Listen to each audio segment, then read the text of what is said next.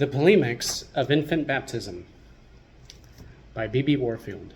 The question of the subjects of baptism is one of that class of problems the solution of which hangs upon a previous question. According as is our doctrine of the Church, so will be our doctrine of the subjects of baptism. If we believe with the Church of Rome that the Church is in such a sense an institute of salvation that none are united to Christ save through the instrumentality of her ordinances, then we shall inevitably determine the proper subjects of her ordinances in one way. If, on the other hand, we believe with the Protestant bodies that only those already united to Christ have right within his house and to its privileges, we shall inevitably determine them in another way.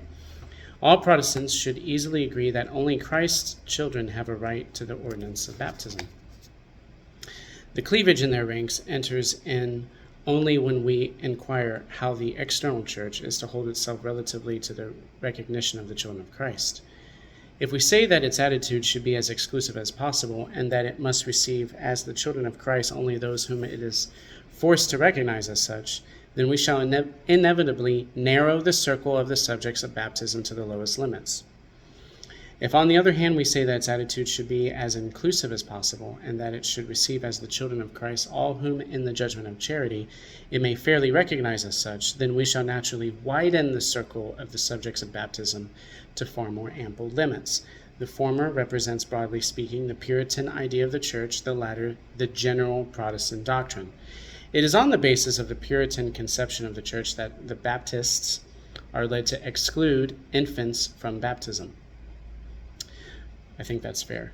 For if we are to demand anything like demonstrative evidence of actual participation in Christ before we baptize, no infant who by reason of years is incapable of affording signs of his union with Christ can be thought a proper subject of the rite. The vice of this system, however, is that it attempts the impossible. No man can read the heart.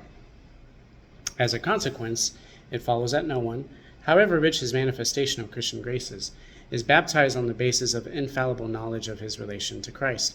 All baptism is inevitably administered on the basis not of knowledge, but of presumption. And if we must baptize on presumption, the whole principle is yielded, and it would seem that we must baptize all whom we may fairly presume to be members of Christ's body. In this state of the case, it is surely impracticable to assert that there can be but one ground on which a fair presumption of inclusion in Christ's body can be erected, namely, personal profession of faith. Assuredly, a human profession is no more solid basis to build upon than a divine promise. So soon, therefore, as it is fairly apprehended that we baptize on presumption and not on knowledge, it is inevitable that we shall baptize all those for whom we may, on any grounds, fairly cherish a good presumption that they belong to God's people.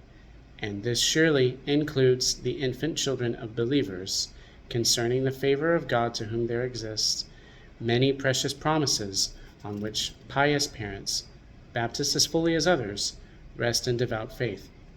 Just look at 1 Corinthians chapter 17.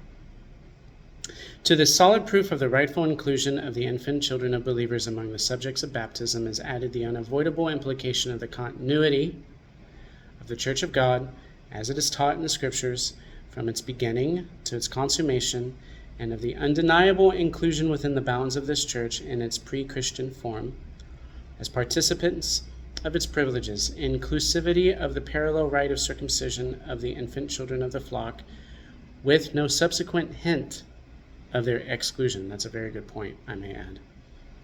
Where is the hint of their exclusion? He continues, to this is added further of the historical evidence of the prevalence in the Christian Church of the custom of baptizing the infant children of believers from the earliest Christian ages down to today.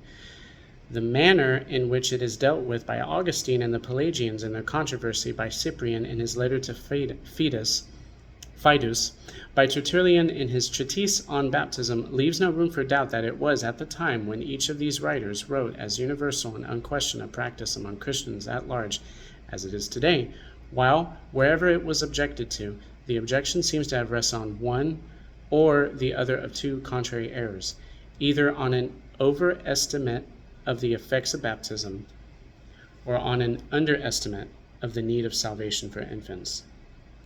On such lines as these, a convincing positive argument is capable of being set forth for infant baptism, to the support of which whatever obscure allusions to it may be found in the New Testament itself may then be summoned. And on these lines, the argument has ordinarily been very successfully conducted, as it may be seen by consulting the treatment of the subject in any of our standard works on systematic theology, for example, Dr. Charles Hodges. It has occurred to me, that is B.B. Warfield, that additional support might be brought to the conclusions thus positively attained by observing the insufficiency of the case against infant baptism as argued by the best furnished opponents of that practice. There would seem no better way to exhibit this insufficiency than to subject the presentation of the arguments against infant baptism as set forth by some confessedly